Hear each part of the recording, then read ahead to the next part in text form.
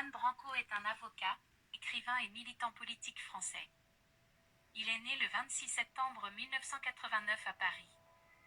Branco est connu pour son travail d'avocat défendant les lanceurs d'alerte, les militants et les migrants. Il a également été impliqué dans divers mouvements politiques, dont le mouvement des Gilets jaunes en France. Branco a étudié le droit à l'École normale supérieure et à l'Université Paris 1 Panthéon-Sorbonne. Il a également obtenu une maîtrise en relations internationales de la London School of Economics. Branco a travaillé comme stagiaire à la Cour pénale internationale de La Haye, aux Pays-Bas, puis comme conseiller juridique du gouvernement équatorien. En 2016, Branco a publié un livre intitulé « Crépuscule, Crépuscule », qui critique l'establishment politique français et l'influence des grandes entreprises sur la politique. Le livre est devenu un best-seller en France et a suscité de nombreux débats et controverses. Branco a également été impliqué dans plusieurs affaires judiciaires très médiatisées. En 2019, il a représenté un policier français qui avait divulgué des images de violences policières contre des manifestants Yellow Vest. Branco a également défendu Julian Assange, le fondateur de Wikileaks, et le militant français des droits des migrants Cédric Herrou. Branco est considéré comme un personnage controversé par certains, qu'il accuse d'être un autopromoteur et d'utiliser ses affaires judiciaires très médiatisées à des fins politiques. Cependant, il a également été félicité pour son dévouement à la défense des droits humains et pour sa volonté de prendre en charge des affaires difficiles et impopulaires. Voilà, bon. Bonjour à tous, aujourd'hui nous sommes donc le 25 mars 2023. Je fais cette vidéo pour revenir sur l'actualité sénégalaise, en tout cas en ce qui concerne le dossier de le frère panafricain Ousmane Sonko, l'honorable Ousmane Sonko. Et je dois dire que quand j'ai appris, comme beaucoup de gens, la désignation de Juan Branco, un jeune avocat, un des plus doués de sa génération, en tout cas en France, pour défendre Ousmane Sonko lors du procès qui est prévu le 30 mars prochain, enfin, s'il n'y a pas de report, parce que là, il est hospitalisé, compte tenu de la barbarie de monsieur le président du Sénégal, Macky Sall, voilà. Alors, je me présente, Djoubian, c'est mon surnom sur le net, et je suis accessoirement spécialiste de la France. Et c'est à ce titre-là d'ailleurs que je vais parler de Juan Branco. Je suis un panafricain authentique, un panafricain convaincu. Écoutez, moi mon problème, c'est pas la qualité de Juan Branco, au sens où je veux dire, il a eu ses diplômes, bon, mais j'ai toujours une approche panafricaine et une approche politique. C'est dire quoi? C'est de dire que je ne comprends pas comment ça se fait que nous sommes au XXIe siècle, qu'on choisisse un leucoderme, un Français là en l'occurrence, pour venir défendre quelqu'un d'aussi important, hein, un dossier aussi politique, comment dire ça, au Sénégal. Hein, le dossier qui oppose Ousmane Sonko à Macky Sall, ou Macky Sall à Ousmane Sonko, très clairement. Vous comprenez? Il y a des frères, je ne citerai pas, mais on se connaît très bien, qui ont pris aussi Juan Branco comme avocat. Mais je suis désolé, je dis, écoutez, on est dans une situation où on veut notre émancipation, on veut notre souveraineté, mais il faut que ça soit à tous les niveaux. Or, ce qui se passe, c'est quoi? C'est que, il y a un exemple intéressant que je vais mettre en avant. Le frère Charles Bégoudé, quand il est allé à la CPI, qu'est-ce qu'il a fait? Ben, il a tenu à ce qu'il n'y ait que des avocats africains pour le défendre. Il y a, je crois, une avocate d'origine camerounaise, et puis le reste de ces avocats, c'était des Ivoiriens. Voilà. Parce que nous sommes au XXIe siècle, et qu'aujourd'hui, personne ne pourra dire qu'il n'y a pas assez d'avocats compétents, qualifiés, qui sont africains, hein, pour défendre les dossiers africains, pour défendre les Africains. Hein? Ça me dépasse, moi. C'est pour ça que j'ai tenu à faire la vidéo. Parce que je me suis dit, mais le frère... bon, alors, pour ne pas le nommer, bon, je vais le dire. Hein, c'est le frère Kémy Séba. Voilà. J'ai parlé avec lui. La dernière fois, d'ailleurs, qu'on s'est entretenu, ça remonte maintenant il y a 2 mois et demi ou 3 mois, je sais pas. C'était à propos, justement, du fait que il avait pris comme avocat, récemment, Juan Branco. Et je lui ai dit, très franchement, mon point de vue. Voilà. Je lui ai dit, écoute, frère, franchement, c'est pas nécessaire. Alors il m'a dit, oui, mais tu sais, compte tenu de mon dossier, ça permettrait à ce que les gens, comme il est taxé d'être, comment dire ça, anti-blanc ou machin et tout. J'ai dit, oui, mais ça, c'était dans le passé. Mais aujourd'hui, t'as déjà fait tes preuves et que par conséquent, il n'y a pas besoin. Enfin bon, je lui ai dit très clairement que moi, je suis hostile au choix de Juan Branco. À plusieurs, j'ai plusieurs arguments à avancer. Je dis d'abord, à l'époque où on vit, il y a plein de jeunes avocats, enfin, plein d'avocats en général africains, hein, des noirs. Et puis deuxièmement, des jeunes avocats très brillants, hein, qui ont fait aussi même les mêmes études que Juan Branco. Voilà. Et puis qu'est-ce qu'il y a encore d'autre? C'est que Juan Branco, attendez, là, dans le petit portrait qui lui est consacré, ce qu'ils ne disent pas, et c'est ça que moi qui m'interpelle, Juan Branco, c'est pas n'importe qui, c'est qui? Mais c'est le filleul. Filleul, c'est-à-dire que son parrain, hein, c'est Jacques Attali. Mais vous savez qui c'est Jacques Attali dans ce pays? Bon, eh bien moi je vous parle là en qualité de spécialiste de la France, accessoirement. Accessoirement seulement. Voilà. Il se trouve qu'il y a beaucoup de frères et sœurs qui ne savent pas. Je peux comprendre. Mais quand on ne sait pas, on prend note. Et puis voilà, on essaie de faire des recherches. Et aujourd'hui, comme on est à l'heure d'Internet, on est à l'heure des réseaux sociaux, donc c'est encore plus facile, normalement, pourvu qu'on veuille bien. Vous comprenez? Maintenant, l'avenir nous le dira. Parce que quand j'ai discuté avec le frère Kémy, à ce propos-là, je lui ai dit, écoute, moi je suis réservé quant au choix de cet avocat-là, parce que c'est quelqu'un du système, très clairement. Et en plus, on est dans le système de la France-Afrique, et je vous dis de la France-Afrique, ils ont tellement... En fait, c'est bien travaillé. Voilà. Ils ont une intelligence, comment dire, là-dessus depuis toujours. Hein. Donc c'est bien travaillé. Comme je vous dis souvent, j'ai dit, la France-Afrique, vous avez la branche culturelle, vous avez la branche politique d'abord, vous avez la branche militaire, vous avez la branche business. Et là, en l'occurrence, lui, il est dans la branche politique. Voilà, d'une certaine façon, judiciaire si vous voulez. Mais en tous les cas, voilà, il est dans le système. Et donc, ça m'interpelle, je ne comprends pas. Je ne comprends pas. Parce qu'au XXe siècle, hein, il n'y a eu que ça. Les avocats français, le Coderme, ils se sont goinfrés, mais vraiment, hein, c'est-à-dire qu'ils ont de gros cachets et ils n'ont pas forcément la compétence. Je suis désolé de le dire. Et quand je dis qu'ils n'ont pas la compétence, c'est simplement que je veux dire qu'il y a des avocats africains qui sont très brillants. Voilà. Il faut simplement leur faire confiance, comme l'a fait le frère Charles Bégoudet, devant la CPI, excusez du peu. Devant la CPI, Charles Bégoudet, voilà, ce sont des avocats africains, hein, comme j'ai dit tout à l'heure, qui l'ont défendu, et voilà, il a été acquitté, tout simplement. Donc je ne comprends pas. Là, c'est partagé, hein, évidemment, les discussions sont ouvertes. J'ai vu, là, avant de faire ma vidéo, un petit peu au Sénégal, ceux qui soutiennent Ousmane Sonko, ils font des vidéos pour vanter, hein, comment on appelle ça, le parcours de Juan Branco et que jeune avocat brillant. D'accord, d'accord, mais moi, j'allais dire, quand il s'agit encore, même, pour vous dire, même en France où je vis, je suis contre. Voilà. Je ne vais pas le nommer ici pour ne pas que les gens trouvent facilement, voilà, en ce qui me concerne, mais je peux vous dire que par rapport à ma situation, eh ben, j'ai des gens que je côtoie, qui connaissent très bien Juan Branco, voilà, ils le connaissent très bien, et moi je leur ai dit, hein, récemment, je leur ai dit, il y a maintenant quelques mois, je leur ai dit, j'ai dit non, non, moi je suis hostile parce que c'est quelqu'un du système, c'est le filleul, hein, son parrain c'est Jacques Attali, maintenant, allez-y faire des recherches, voilà, comprenne qui veut, comprenne qui peut. Donc voilà. Alors, d'aucuns vont me dire, oui, mais c'est pas parce que... Écoutez, je suis curieux de voir quelles sont les relations, là, en mars 2023, entre Juan Branco et Jacques Attali. Parce que moi, ma religion, c'est la vérité et la justice. Entendons-nous bien, la vérité et la justice. C'est-à-dire que je vais savoir objectivement, sincèrement, et non pas du déni, et non pas que je t'embrouille. C'est pour ça que je dis que on verra. Voilà. Là, les vidéos que j'ai faites, on va voir. Et moi, j'aimerais bien me tromper, parce que si moi je me trompe, c'est pas très grave. Je sais pas. Voilà. Ça n'empêche pas justement que le frère Kémy Séba l'est comme avocat, que là, maintenant, c'est l'honorable Ousmane Sonko qui le choisit pour aller le défendre pour l'affaire de diffamation, si j'ai bien compris. Hein, mais je dis non. Non, parce qu'il y a suffisamment de frères et sœurs, avocats, aujourd'hui, au XXIe siècle, qui sont brillants et à qui il faut faire confiance. Je me répète parce que je suis sidéré. Ah mais oui. Et je le dis souvent, c'est ça le problème, c'est que c'est vraiment une question de moyens. Hein. Parce que moi, je crois, en tout cas, je me veux ou je me définis, je suis éminemment politique, mais bien entendu. Et là, je suis dans mon élément. Sauf ceux qui sont de mauvaise foi, ils vont essayer. Mais c'est pas, là, j'ai pas le temps. Voilà.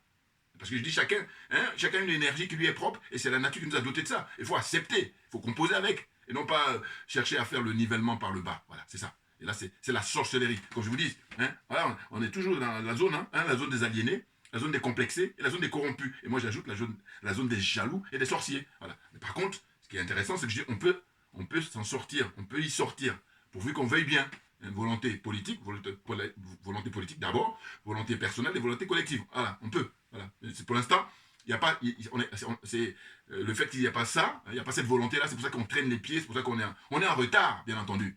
Vous comprenez? Ah non, mais je vous dis, déjà, j'ai déjà critiqué le fait que moi, je ne peux pas supporter, voilà. Parce que je dis, il y a des choses qui nous échappent. C'est ça que vous ne comprenez pas. Et j'ai dit que la France-Afrique, hein, c'est quelque chose qui est vraiment bien travaillé. La preuve en est, regardez, au 21e siècle, ça perdure. On a du mal, on lutte contre ça. Voilà. Hein. Chacun à son niveau. C'est ça. Donc il faut bien comprendre que Juan Branco, pour moi, j'ai beaucoup de doutes sur, comment dire ça, sa démarche. C'est-à-dire que, pour moi, il est envoyé par le système. Voilà, très clairement. Je vous le dis, hein, parce que moi, je n'ai pas l'habitude de tourner autour du pot. Il est envoyé par le système. Ils sont tellement malins, ils sont tellement rusés. La machine, elle tourne depuis des décennies. Vous pensez bien que, voilà, ils sont rodés pour savoir comment faire de manière à ce que le plus grand nombre, on ne comprenne pas, on n'y voit que du feu. La preuve, je vous dis, là, ce que je fais comme révélation, enfin, en tout cas, ma vidéo aujourd'hui, bon, c'est pas nouveau, hein, j'avais déjà parlé de ça, mais j'ai dit que non, il faut mettre les cartes sur table. Et que par conséquent, il faut faire attention. Si on était dans une situation, ce qui a été le cas, je pense, au XXe siècle, passe encore. Mais au XXIe siècle, aujourd'hui, dites-moi s'il n'y a pas des avocats très brillants dans ces différents pays-là. Même quand même, je dis la zone des aliénés, des complexés, des corrompus. Dites-moi. Hein. Et qui s'expriment en français, puisque zone francophone. Donc il n'y a pas de problème. Franchement. Mais c'est simplement que, quand je parle souvent, parce que là, quand j'ai réfléchi, je me dis quoi? Je me dis, bon, il y a peut-être Ousmane Sonko lui-même, je dis bien peut-être, mais il y a évidemment l'entourage. Voilà. De toute façon, voilà, soit c'est lui-même, soit c'est l'entourage, ou soit c'est les deux. Voilà. On va dire qu'il y a de fortes chances que ce soit les deux. C'est-à-dire que lui et son entourage. Voilà. Quelqu'un de son entourage, hein, qui a dit, mais tiens, pourquoi on ne prendrait pas chose à Juan Branco? Alors évidemment, eux aussi, dans leur démarche, ils vont dire, oui, mais vu que c'est la France qui est derrière, mais oui, mais... non, c'est pour ça que je dis concours d'honnêteté intellectuelle. Là, on ouvre le débat, là. C'est-à-dire quoi? C'est-à-dire que, écoutez, Macky Sall, c'est qui le patron de Macky Sall? Mais les patrons de Macky Sall, c'est la France. Le patron de Macky Sall, c'est, comment dire, M. Macron. Hein. Macky Sall et Alassane Ouattara et compagnie, ils font allégeance à la France-Afrique. Hein. Tous des francs-maçons, d'ailleurs. Vous comprenez? Donc, par conséquent, là, vous prenez quelqu'un comme Juan Branco, qui, pour moi, est dans le système. Et limite, j'ai dit qu'il avance masqué. Voilà. Alors, d'aucuns disent, oui, mais ces derniers temps, même si c'est vrai que c'était quelqu'un du système, il a pris du recul et je n'y crois pas, moi. Et je vous dis encore une fois, si moi je me trompe, c'est pas grave. Voilà. Ce qui est grave, c'est le fait que si dans quelques temps, eh ben, il est avéré que ce que je dis là, c'est une réalité, ça, au sens où on est en pleine vérité. Et que je ne me trompe pas. C'est ça qui serait difficile à tenir. Parce que pendant ce temps-là, ben, lui, il aurait rempli sa mission. Parce que quelle est sa mission? Quelles sont les motivations de Juan Branco à vouloir comme ça, tout d'un coup, il défend le frère Kémy Séba. Bon, alors il dira toujours, oui, mais il ne force pas les gens. C'est vrai. Mais justement, moi, ma vidéo, c'est de sensibiliser justement les frères et sœurs. C'est ça, ma démarche. Et oui. Mais oui, très clairement. Ah non, mais c'est dingue. Non, mais attendez. Alors, quand on fouille, c'est vrai qu'il a eu à défendre les Gilets jaunes. Mais non, je suis sceptique en ce qui le concerne. Et je dis encore une fois, quand je dis ça, c'est le fait qu'on aurait pu être dans une situation où on n'a personne, voilà, où on n'a pas grand monde, où on n'a pas des gens compétents, où on n'a pas des gens qualifiés. Là, d'accord. Mais ce n'est pas le cas. Donc, là, on est dans une situation d'humiliation. Je crois que c'est... D'ailleurs, c'est ça qui fait que je fais cette vidéo aujourd'hui. C'est que je dis, mais choisir Juan Branco, un jeune avocat français, bleu coderme, aujourd'hui pour venir défendre le chef de l'opposition au Sénégal, Ousmane Sonko, c'est une humiliation pour comment dire, les avocats hein, comment dire, africains en général, et les jeunes avocats africains en général, et en particulier hein, les avocats du Sénégal, les jeunes avocats du Sénégal en particulier, et bien entendu. Et d'ailleurs, suite aux événements là où il s'est fait arrêter avec, comment dire ça, les sbires les agents de sécurité de monsieur, comment dire, Macky Sall, hein, se faire gazer, hein, et puis il a été hospitalisé, Ousmane Sonko. Et qu'est-ce qu'on apprend? On apprend que le directeur de clinique, hein, le patron de la clinique où il a été hospitalisé, eh bien lui aussi, il a été mis en garde à vue. Mais qu'est-ce que c'est que ces gens-là? Donc, tout ça, Macky Sall, il fait ce que j'appelle la danse du ventre devant la France pour que ce concours-là qui existe entre eux, hein, attention, c'est un concours, hein, espèce de surenchère comme ça. D'un côté, M. Alassane Ouattara, vous avez M. Bazoum au Niger, vous avez Patrice Talon au Bénin, hein, Macky Sall au Sénégal, hein, Fort Yassingbe, là-bas au Togo, hein, Ali Bongo, et tout ça, voilà, concours. Qui est-ce qui va briller hein, dans la maltraitance de son peuple hein, c'est très clairement ça. Voilà. Mais heureusement qu'il y a une prise de conscience là qui est en route, hein, qui est une réalité aujourd'hui, parce que j'ai encore écouté là, le jeune capitaine au Burkina, Ibrahim Traoré. Voilà. Mais bon, par contre, je l'ai écouté, et c'est vrai que tu sens qu'il y a du Sankara, c'est vrai. Mais en même temps, ce qui me gêne, c'est le fait que comment expliquer l'emprisonnement de, comment on appelle, le frère Nestor Podacé, voilà. Comment on est, moi je suis mal à l'aise pour ne rien vous cacher. C'est-à-dire que autant j'aime beaucoup Ibrahim Traoré, le jeune capitaine, hein, 35-36 ans, mais en revanche, je ne comprends pas comment se fait-il que Nestor Podacé, le frère panafricain, hein, patriote, il soit en prison encore au Burkina Faso. Je ne comprends pas. Voilà. C'est pour ça que je suis mal à l'aise. Ah oui. Ceux qui ont l'information, envoyez-moi dans les commentaires, s'il vous plaît. Voilà. Mais pour revenir donc à comment dire, ce garçon, ce monsieur, hein, Juan Branco, j'ai dit, mais non, non, moi je m'inscris en faux. Et j'ai dit, je me permets, voilà. Parce que là, c'est la liberté que chacun a. Il y en a qui ont une confiance aveugle, c'est leur problème, c'est leur choix. Moi, ce qui me concerne, compte tenu, je dis, je regarde là son parcours, un, et puis deux, surtout, hein, fiole de Attali, attention, Attali, c'est pas n'importe qui. Ce sont ces gens-là même qui font le choix du roi en France. C'est-à-dire, qui est-ce qui va aller siéger à l'Élysée ou comment dire, prendre le fauteuil à l'Élysée. Donc, c'est pas n'importe qui. Là, je la fais court, hein, parce qu'il y a tellement de choses à dire. Voilà. Hein, comprenne qui peut, comprenne qui veut. Voilà. Donc, je n'ai pas été très long aujourd'hui. J'ai tenu à faire cette vidéo parce que ça me dérangeait. Parce que je dis, mais comment ça se fait, le nombre d'avocats qui existent. Et je dis, l'expérience de Blé Goudé est très intéressante. Bien entendu. Ou encore, un autre truc que je ne vais pas oublier, c'est on apprend que Nicolas Sarkozy est parti en RDC pour rencontrer Tshisekedi. Nicolas Sarkozy. Non mais attendez. Alors quand je dis qu'ils insultent l'intelligence des Africains. Mais ça, c'est peu que de le dire. Ah oui. Parce que normalement, il y a des gens qui devaient être convoqués devant la Cour pénale internationale, ou même eux-mêmes doivent se constituer. Hein. Ils se constituent prisonniers là-bas. Hein. Tony Blair, Nicolas Sarkozy, David Cameron, hein. Comment il s'appelle, Barack Obama, hein. Qui encore, l'ancien président américain, Bill Clinton, voilà, lui et son épouse, voilà. Bush, alors n'en parlons pas. Père et fils, là, tout le monde. Allez. Or là, rien. Les mecs sont tranquilles. Ils vivent peinard. Hein, leur retraite, voilà, et puis ils se baladent même, et puis on les paye cher. Hein, ils donnent beaucoup d'argent. Donc, qu'est-ce qu'il vous faut de plus? Moi, je ne sais pas. Hein, mais par contre, ce qui me concerne, je suis trop content d'avoir la conscience de ça. Voilà. Parce qu'il y en a beaucoup. Maintenant, j'ai dit, bon, il vaut mieux tard que jamais. Voilà. Donc, tous les jours, on apprend. Et donc, quand tu apprends, bon, tu notes. Et non pas être dans une situation, en fait, de bomber le torse alors qu'on n'a rien compris. On est dans l'idiotie totale. Hein, et puis, on veut perturber les gens. Et voilà, j'en reviens toujours à la formule. Là, parce que quand tu fais ça alors que tu ne sais rien, eh ben, tu veux faire le nivellement. C'est que comme toi, tu ne comprends pas, tu veux que les autres ne comprennent pas. Voilà. Ou alors ça t'emmerde que l'autre, il ait compris. Enfin, bon, bref, je ne vais pas trop m'attarder là-dessus. Mais donc, vous comprenez bien que c'est pas normal. Hein. Il faut qu'on s'émancipe, mais on s'émancipe à tous les niveaux. C'est pas... parce que je suis sûr que eux, quand tu vas leur demander en privé, on dit oui, mais on est dans une stratégie qui consiste au fait que, comme on sait que Macky Sall, son patron, c'est la France, eh bien, on va prendre un avocat français. C'est ce schéma-là. Alors, je dis non, écoutez, il faut assumer, les gars. Ah, bah oui. Parce qu'à un moment donné, il faudrait savoir ce qu'on veut. C'est-à-dire que soit on est convaincu de notre qualité, on est convaincu hein, comment on appelle ça, de nos bons droits, et que par conséquent, on a de compte à rendre à personne. Alors maintenant, la révolution, il faut la mener réellement. On ne va pas la mener partiellement. Parce que là, c'est de ça dont il s'agit. Et je rappelle que le peuple sénégalais, vous n'allez pas faire l'économie d'une révolution. Parce qu'en réalité, les enjeux sont énormes. Le fait qu'on ait découvert le pétrole, on ait découvert le gaz là-bas au Sénégal, vous comprenez bien que Macky Sall, avec son entourage, hein, ben, ils ont la même mise. Hein. Et puis, évidemment, quand tu compares avec ce que la France va toucher, ou la France touche, eh ben, c'est dérisoire ce qu'ils ont. Mais relativement, ça leur va. Voilà. Le peuple sénégalais, le peuple africain en général, le peuple sénégalais en particulier, là, en l'occurrence, qui est perdant. Voilà. Le dindon de la farce. C'est impressionnant. Donc, il faut bien comprendre que vous ne pourriez pas faire l'économie d'une révolution. Il est question de ça. Hein. Macky Sall, il est dans une situation où je pense que il sait que c'est mort pour lui, mais donc il va faire la politique de la terre brûlée. Tout naturellement, malheureusement. Mais oui, c'est très clair pour moi.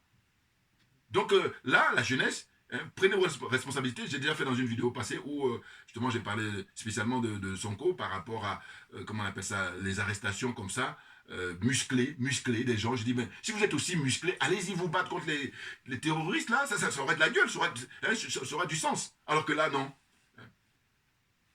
Des corrompus, des aliénés, des complexés, ils fatiguent tout le monde, et on est au 21e siècle, tout le monde est en train d'avancer, et pendant ce temps-là, nous on tourne en rond, et les gens, je vais vous dire, là, à l'instant, moi je parle, hein, ça me vient à l'esprit, c'est que je dis, vous savez, notre attitude, nous, quand je dis nous, je parle des Africains, eh bien, ces gens-là qui pilotent tout, eh bien, ça me fait penser quand on est petit, et puis on joue avec, vous savez, les insectes, quand on est tout petit, voilà, ou le chat, voilà, prenez l'exemple du chat. Le chat, quand il joue avec les trucs là, il va attraper une petite souris, il va jouer avec ça, voilà. Ils payent des gens. Ils font ça avec nous. Voilà. Ils s'amusent avec nous. Mais bien entendu. Parce que, attendez, Juan Branco, il est du système, le mec. Et donc, voilà. Mais si vous voulez, c'est tellement profond, cette façon de faire là. Je vous dis, ils ont vraiment un savoir-faire. Il faut le reconnaître, parce que si ce n'était pas le cas, ça n'a pas duré. Et ça continue. Et puis il y a l'énergie qu'on doit dépenser pour pouvoir convaincre les uns et les autres. Voilà. Et même ce que je dis là, il y en a certains qui vont dire, ah bon? Puis il y en a d'autres qui vont dire, non, non, arrête tes conneries. Enfin, mais évidemment, il y a de tout. Bon, mais cela dit, j'ai dit, on est à l'heure d'Internet, on est à l'heure des réseaux sociaux, il faut aller faire ses recherches. Et puis, après, les recherches, il faut cogiter. Ah ben oui, c'est ça, quand on se veut être un être humain, hein, doué de raison et de réflexion, tout naturellement. Vous comprenez?